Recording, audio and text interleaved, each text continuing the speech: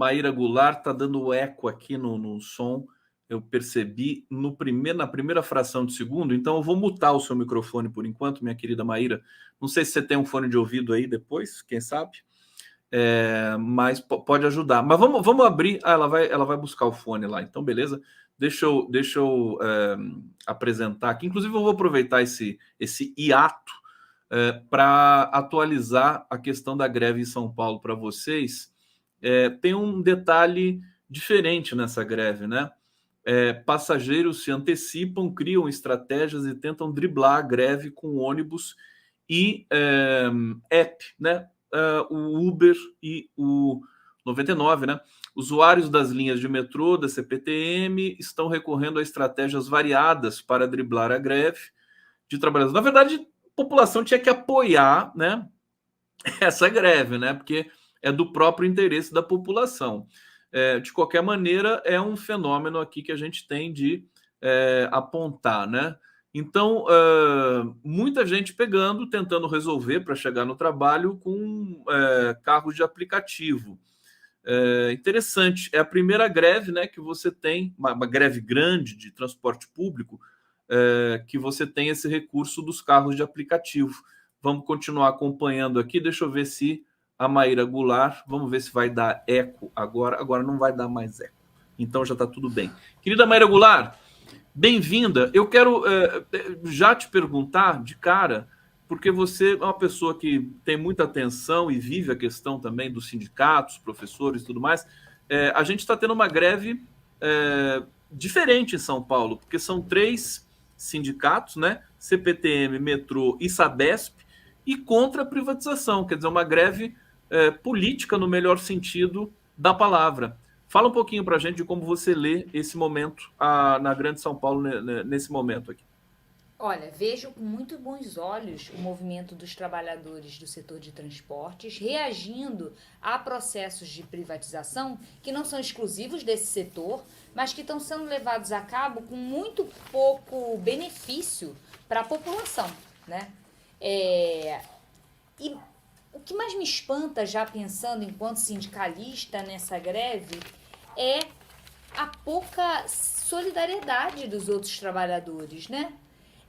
Isso é muito interessante porque dentro do movimento sindical do qual eu faço parte, que é o movimento docente, toda hora se fala em classe trabalhadora para lá, classe trabalhadora para cá. Eu sou muito crítica da utilização dessa terminologia, porque parece que é só um grupo, é um grupão, e que as opressões internas a esse grupo, elas são subsumidas, né? Por exemplo, opressões de gênero, opressões de raça. Isso é uma das críticas possíveis ao conceito de classe. Mas a minha principal crítica ao conceito de classe, principalmente classe trabalhadora, é que ninguém mais se identifica com essa categoria. Então ela perde capacidade de organizar. E essa greve, ela é muito interessante para ver o quão baixa é a solidariedade com esses trabalhadores, né? E de modo geral a população se colocando muito contrária. E isso é um desafio no dia de hoje, em particular. Eu achei muito legal você colocar isso na pauta, porque hoje em particular o movimento docente está em paralisação para pedir uma negociação com o governo que vá para além desse ridículo 1% que o governo ofereceu para nós. Mas a gente fica sempre entre a cruz e a caldeirinha, Conde, porque olha só, se a gente paralisa, se a gente adota uma postura mais incisiva, a gente perde a sociedade. Porque a sociedade, de modo geral, passou por um período de extrema-direita em que a universidade foi desvalorizada, em que a solidariedade entre as pessoas foi desvalorizada. E aí a gente fazer uma greve nesse momento, a gente perde a sociedade. Perdão.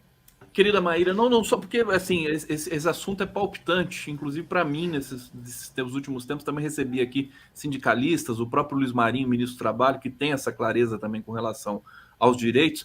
O evento nos Estados Unidos em que o Lula falou junto com o Biden, a greve nos Estados Unidos dos trabalhadores de montadoras, né?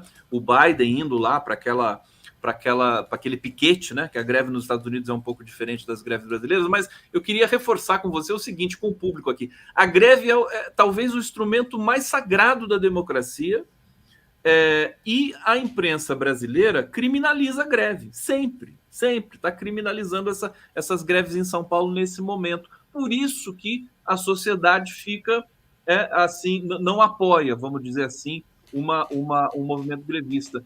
Como mudar isso, sabendo, inclusive, que o presidente da República, né, ele apareceu para o mundo, para o Brasil, fazendo greve? E não só, né? Há 2 semanas eu até escrevi um artigo sobre isso, que saiu no Dia, que é um jornal local aqui. O Biden e o Lula se reuniram em virtude da maior greve de todos os tempos que aconteceu nos Estados Unidos, uma greve de trabalhadores, de sindicatos, e o Lula foi lá e assinou um acordo sobre trabalho, sobre precarização do trabalho, colocando essa questão, né, da organização do trabalho na ordem do dia. Porém, se no plano das entidades esse movimento está acontecendo, no plano da sociedade civil, para mim respondendo a sua pergunta, esse é o desafio, né? Da mesma forma com o tema que a gente vai trabalhar depois, que é a segurança pública, o maior desafio não está no plano do governo, no plano do direito, no plano das instituições. Infelizmente, porque esse é o plano sobre o qual eu me debruço, eu estudo, eu trabalho, eu atuo. O problema está na sociedade. Falta de solidariedade,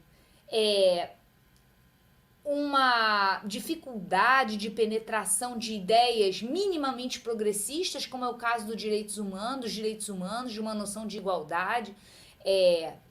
A disputa tem que ser travada na sociedade.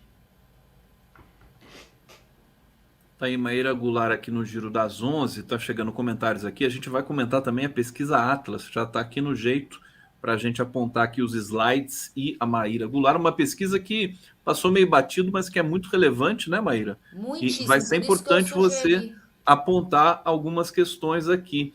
A Marisa...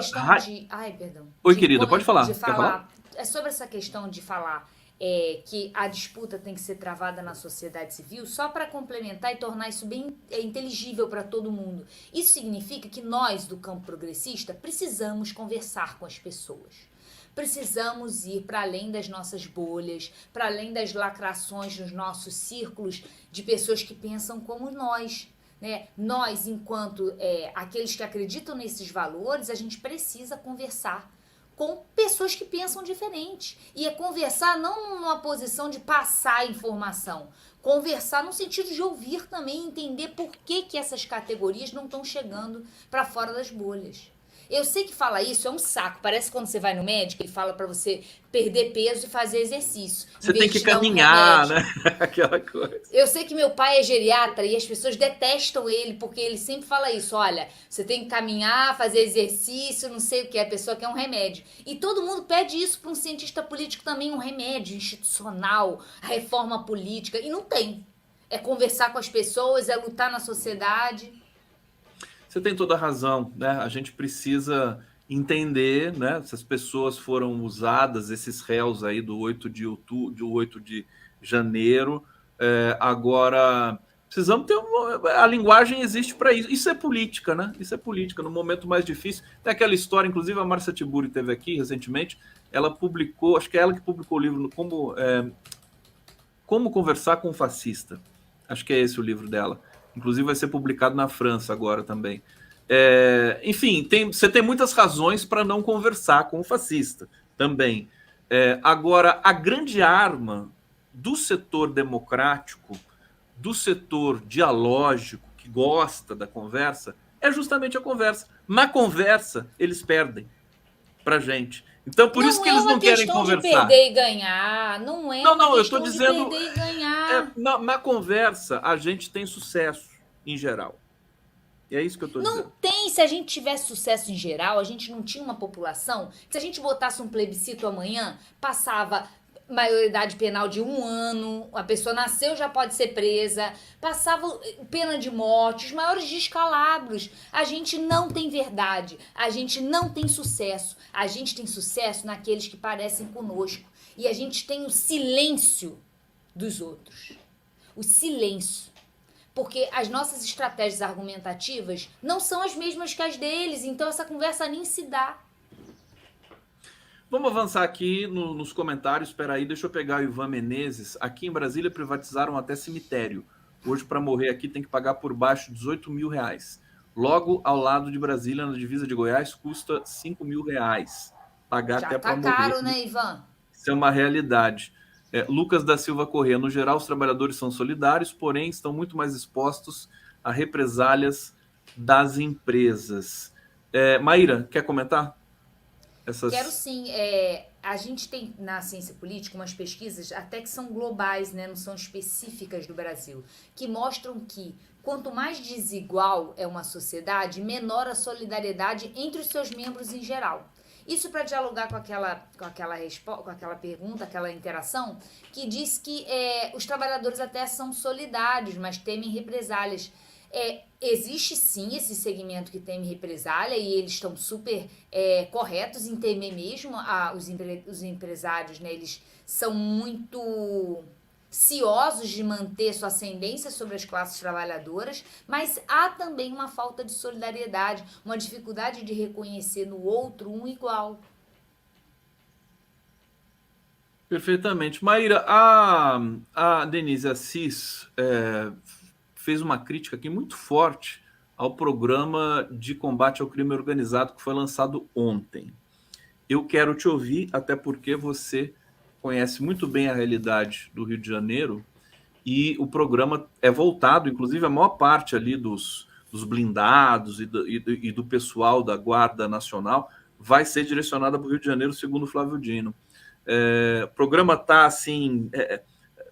o Dino destacou que foram 3 meses de estudos e de preparação. Fala para a gente do programa de combate ao crime organizado. Está no caminho certo?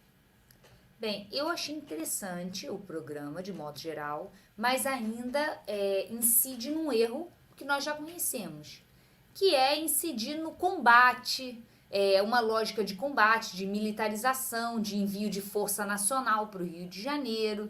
Mas o que eu achei interessante, né, porque isso aumentar a truculência no combate, a gente já sabe que não dá certo. Envio da Força Nacional, tampouco. Já tivemos intervenção aqui, já tivemos envio de Força Nacional e a resiliência do crime organizado é muito grande. O que me chama atenção é o nome, né, que enfatiza o combate às organizações criminosas. E aí precisa ser deixado bem claro que essas organizações criminosas não são apenas aqueles traficantes que a gente comentou semana passada que estavam fazendo flexão em cima de laje, fazendo aquele treinamento militar. Nem são os milicianos que a gente vê nos restaurantes do Recreio. Nem eles são exclusivamente o crime organizado. O crime organizado tem frentes financeiras, frentes de lavagem de dinheiro, que precisam ser combatidas com inteligência. E aí eu chamo a atenção também para que o segundo plano que foi lançado ontem, que é aquele de segurança na Amazônia, eu acho que dialoga muito, né? Que é um controle mais efetivo das fronteiras. Porque é por meio delas que chegam boa parte das armas que alimentam esse crime organizado. Perfeitamente. Você me faz lembrar da questão dramática da região norte brasileira e nordeste. Não sei se você está acompanhando, claro que está, né?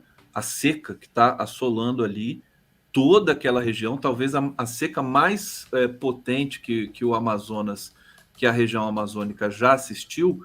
Eu estou aqui me perguntando se também são efeitos do El Niño e mais o aquecimento da água no Atlântico, né? Mas se não é também consequência do desmatamento desenfreado que foi feito do governo Bolsonaro. Talvez o bioma tenha perdido aquela capacidade de, né, manter uma certa precipitação ali. Você está acompanhando isso aí? Você viu o drama das pessoas, das famílias, que as casas flutuantes ficaram encalhadas ali no Rio?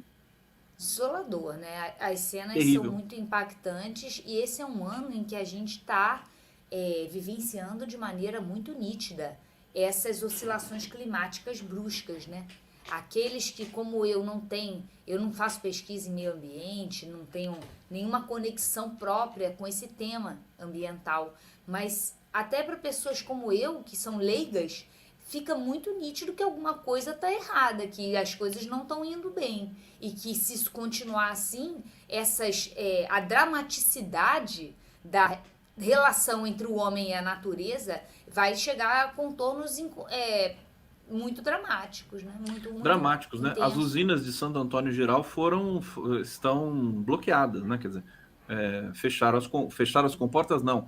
não tem como gerar energia, porque o rio Madeira, né, baixou muito nesses últimos dias aí e tende a baixar mais ainda. Eu quero colocar na tela aqui a pesquisa Atlas. Eu já vou logo na primeira lâmina. Aqui, pesquisa foi feita entre os dias 20 e 25 de setembro. Aqui toda documentada. A Atlas faz uma pesquisa, assim como a Quest, muito bem feita, né? Muito bem documentada. E aí eu queria A Atlas pedir foi para a que mais você se aproximou do resultado da eleição, só para que todo do mundo se resultado da lembre. eleição, junto com a Quest, eu me lembro disso.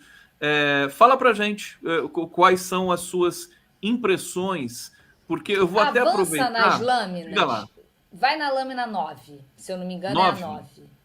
É a que tem a estratificação. Essa aí, para aí, essa, para tá aí. bom.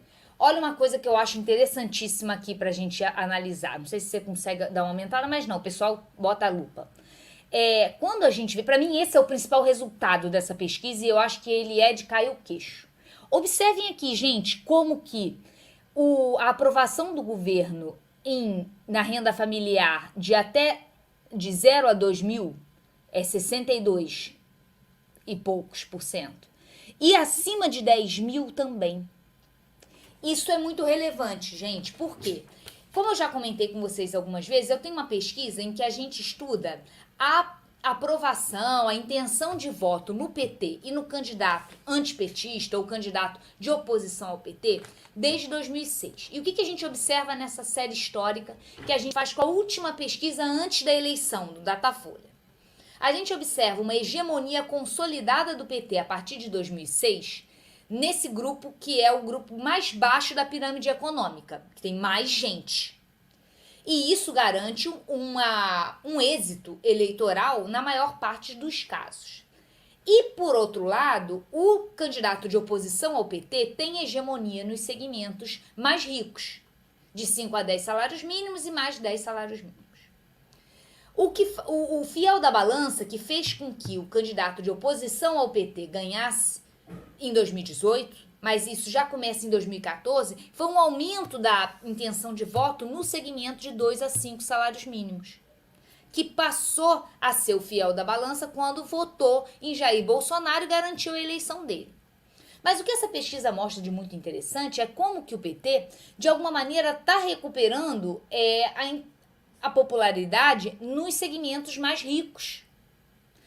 Como a gente pode ver ali, o 62 de aprovação do governo Lula, de Lula pessoalmente, é o mesmo 62 do segmento mais baixo, né, na pirâmide econômica de renda familiar, que é o até R$2.000. Então a gente vê uma recuperação nesse filão de renda mais elevada e continuamos vendo como que essa classe média ainda é resistente. Ainda há uma certa resiliência ali. E esse é o segundo dado que eu acho interessante nessa pesquisa. São vários indicadores que aparecem na pesquisa de que o bolsonarismo ele é resiliente ainda. A própria aprovação da figura do Bolsonaro, que está em 46%, subindo, ela é muito próxima da aprovação da Tebet. Ela é igual a da Tebet, igual a do Haddad. Perde para o Lula, assim, que está com 51, mas é muito resiliente para uma figura cujas investigações avançaram Cujos escândalos. tanto. Então vamos entrar um pouco nesse campo, que eu acho importante a gente trazer aqui para o nosso internauta, que é o seguinte. Inclusive, mais uma vez, vou lembrar da Quest, porque o Felipe Nunes, que é o diretor da Quest, dizendo algo nesse sentido também. Não basta mais, né, como as questões mudaram, inclusive de avaliação pública, né, de popularidade e tudo mais. Por exemplo, se o governo Lula oferecer uma economia melhor, né, que é o que está acontecendo, melhores salários, desemprego em queda, inflação controlada, isso, 20 anos atrás, era suficiente para o governo se reeleger facilmente. Hoje não é mais, né? Hoje existe esse plano da comunicação, existe esse plano. A gente vê o Bolsonaro acusado de vender joias, de várias coisas, quer dizer, ele quase gabaritou o Código Penal e ele continua popular em vários setores da sociedade brasileira, né?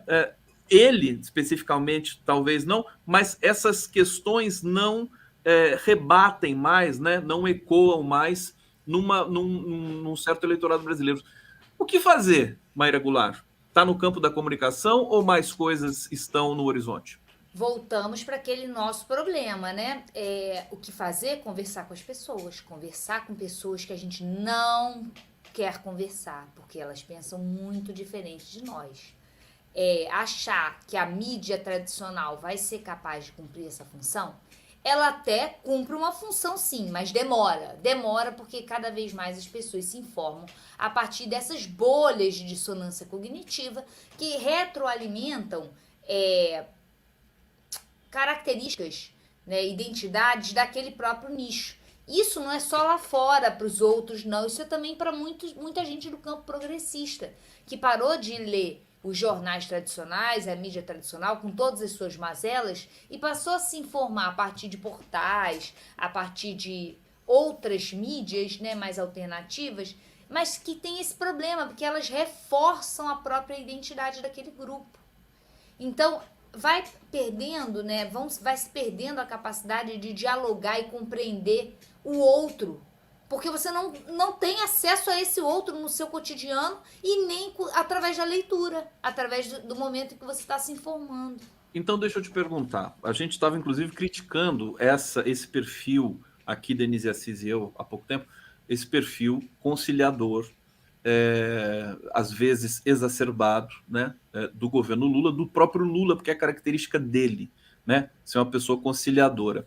Você acha que nessa missão que você postula de diálogo, as pessoas saírem das bolhas e conversarem umas com as outras, o governo está atuando para potencializar essa dimensão, essa possibilidade, ou o contrário, o governo Lula se interessa também por uma certa polarização, uma vez que, e nós sabemos disso, essa polarização, de uma certa maneira, favorece também a esquerda, porque ela expõe uma certa extrema-direita que é tóxica para uma parcela do eleitorado brasileiro. Você entendeu a minha questão? Entendi total. E já tenho conversado também algumas vezes com você que a minha interpretação sobre esses primeiros 10 meses do governo é que a aposta que está sendo feita é uma aposta em desativar a polarização. Tanto que as temáticas que ativam essa polarização, que são as temáticas do campo dos direitos civis, estão sendo secundarizadas em face da temática econômica, que tem sido utilizada como uma forma, sobretudo no tocante às camadas médias, de fazer avançar um conteúdo sim de esquerda, mas sem ativar essa reação.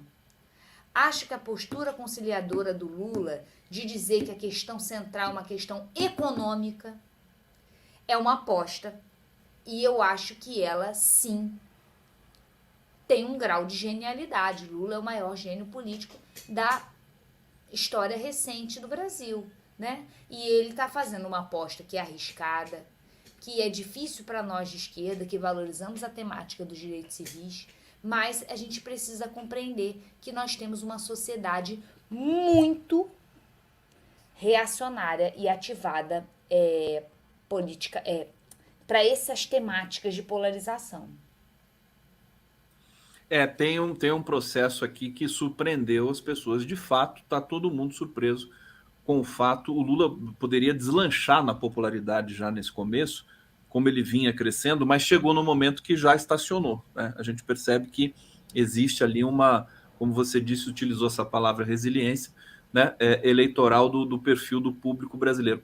Vamos falar um pouquinho sobre o Congresso e sobre a relação, né, tanto do Executivo quanto o Congresso, o Senado, a Câmara, mas também o STF. Nós tivemos aí a posse do presidente Luiz Roberto Barroso nesse momento, tem uma vaga que vai ser preenchida pelo Lula nos próximos dias ou semanas, não se sabe muito bem, e há tensões no ar, como, por exemplo, o Senado a Câmara e o Senado aprovando o marco temporal, numa afronta, né, explícita contra o STF, e o presidente do Senado também estipulando agora, e provavelmente vai colocar a votação, um mandato de 11 anos para os ministros do STF. Existe uma tensão no ar, essa tensão pode perdurar, e isso pode ser prejudicial ao andamento do governo. Então eu te faço essa pergunta, você acha que o quadro é esse, de fato, de muita tensão ainda entre STF e o Legislativo? Eu acho que uma vez, e aí dialoga muito com o que a gente estava conversando antes, né? Uma vez que o governo, o executivo, está nesse esforço de desativar a polarização, contornando, evitando essas pautas mais progressistas, o STF tem sido a fronteira, o lugar em que esses temas, em que essa polarização está sendo deflagrada. Daí as atenções estarem sendo voltadas para o STF, as atenções daqueles grupos políticos, quero ressaltar, que dependem disso para se eleger e para fazer suas sucessões, para fazer seus arranjos em 2024. Então, eu vejo como que há um pé em cada canoa por parte de muitos grupos políticos com representação no Congresso. Um pé na canoa do governo, porque essa galera é fisiológica, precisa estar em proximidade com quem tem a caneta, né, cargos, recursos, mas um pé também na discussão ou na demarcação de algumas temáticas ideológicas que podem contemplar suas bases eleitorais. Eles não podem se indiferenciar em relação aos seus opositores lá nas suas contendas locais, e essas temáticas ideológicas elas podem servir, no caso daqueles que têm sua base eleitoral em setores do campo, ligados ao agronegócio, ligados mesmo à agricultura familiar, mas aqueles que têm entendimentos conservadores da agricultura familiar. E aí a importância de manter acesa, manter viva essa disputa ideológica. A gente acabou de ver a eleição para o Conselho Tutelar, os conselhos tutelares no Brasil todo. E ficou também patente, evidente, que os setores religiosos, né, eles venceram as eleições, tomaram de arrasto nas periferias. Nos centros ainda houve ali uma resistência dos setores progressistas, e eu me lembro que as pessoas que vinham aqui falar sobre o Conselho Tutelar, as eleições, diziam assim, que se respeite a ECA, né? O ECA, o Estatuto da Criança e do Adolescente, o básico, né? Porque você sabe que tem enfim, dentro de alguns setores dos evangélicos, que eles são críticos a esse tipo de estatuto. Esse seria um dos fenômenos que evidenciam um certo cochilo dos setores progressistas brasileiros. Quer dizer, a direita está se mobilizando, continua se mobilizando fortemente. A esquerda, ela fica meio que... há um desafio muito grande, que nós somos democratas. A gente acredita na democracia. E essas pautas, elas não são muitas vezes majoritárias. Então, há uma certa vanguarda de setores da política, de setores do direito, de nós na academia. E a gente precisa exercer essa função de vanguarda, claro. E fazer essa fronteira ideológica pender para o nosso lado, mantendo a organização, mantendo, sobretudo, processos de mobilização e convencimento da sociedade civil. Novamente, não tem como fugir, gente, é caminhar e perder peso. É dialogar na sociedade civil, criar novos consensos, desafiar esses consensos tradicionais.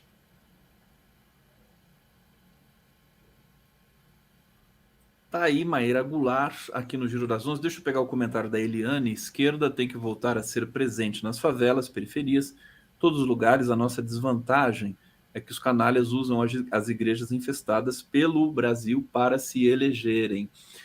Tem muita coisa que precisa ser, acho que, repensada. Eu estou até aqui imaginando e queria saber de você. O Lula fez a cirurgia e isso tem um impacto político, porque me parece, eu estou sentindo agora, vendo o noticiário, inclusive, que o governo está num estado de espera, né? O Lula não está, ele está trabalhando, mas é um estado de espera para ver as próximas ações. Tem aprovação de matérias importantes para a economia. O Fernando Haddad já está ali em conversações com o Arthur Lira. Como é que você está vendo esse momento em que o Lula não vai viajar, em que ele vai estar mais presente? Você acha que ele pode digamos, equilibrar um pouco melhor a articulação política que deixou a desejar em alguns momentos do governo? Eu já ouvi essa análise, eu vi ela ontem, aliás, numa reunião, mas eu acho que ela desconsidera um pouco da dimensão humana, porque eu acredito que o presidente possa estar sentindo dor e diferentes desconforto, né? Um desconforto não é só físico, um desconforto mental por estar preso, por não estar com a sua mobilidade 100%. E eu acho que isso pode dificultar um pouco essa a esperança geral, né, de que o Lula aqui ele vai destravar, que ele vai fazer, que ele vai acontecer, que ele vai articular. Só que, gente, foi uma operação. Ele não está no Brasil na CNTP. Ele está no Brasil numa situação de resguardo, de cuidado. Ele é um idoso. Eu acho que às vezes a gente ignora essa dimensão humana. É claro que ele não é um homem comum, que eu acabei de dizer que ele é o maior gênio político da nossa história. Ele é sim o nosso super-herói particular, mas tá doente, acabou de fazer uma operação drástica, né? Vamos lá. Mas você viu que ele já se recuperou em tempo recorde, né? Você já sentiu que ele é um fenômeno, né? Eu acho que quando a pessoa Nosso tem super-herói particular. super-heróis particular, ele tem uma obstinação tão grande, né, para trabalhar e para cuidar e tá vendo a urgência da qual o Brasil precisa, que ele realmente é assim, né? Quando a gente tem essas metas, a gente sara mais rápido também, né, Maíra? Não é assim que Olha, eu acontece? posso dizer que eu sou, nesse ponto, muito parecida com o Lula, mas não é que a gente sare mais rápido, é que a gente é tão focado, tão nerd, que a gente não se permite descansar, fazer repouso, seguir as recomendações do médico de repouso, da coisa toda. Duvido que o presidente Lula esteja seguindo todas as recomendações de repouso que seriam cabíveis para uma pessoa idosa que acabou de fazer uma cirurgia. O Ricardo Calil, que é um médico pessoal do presidente, disse que o Lula é extremamente disciplinado, mas ele também foi político ali, porque a gente sabe que o Lula, quando ele estava rouco, ele continuou falando, enfim, ele vai, ele viajou com dor, fez campanha com dor. Eu tô para ver o seguinte, o Lula sem dor, porque até agora ele governou com dor, quero ver ele sem dor, o que vai acontecer nesse país. Maíra, querida, obrigado pela presença, obrigado pelas análises. Bom trabalho, boa semana para você aí com seus alunos. E a gente vai ficando por aqui, deixando um grande beijo também para todo mundo que nos acompanhou. Amanhã estaremos de volta. Continuem na nossa programação, vai ter informação ao longo do dia com muita qualidade para vocês. Beijo, Maíra. Tchau, tchau. Obrigada, gente. Boa semana.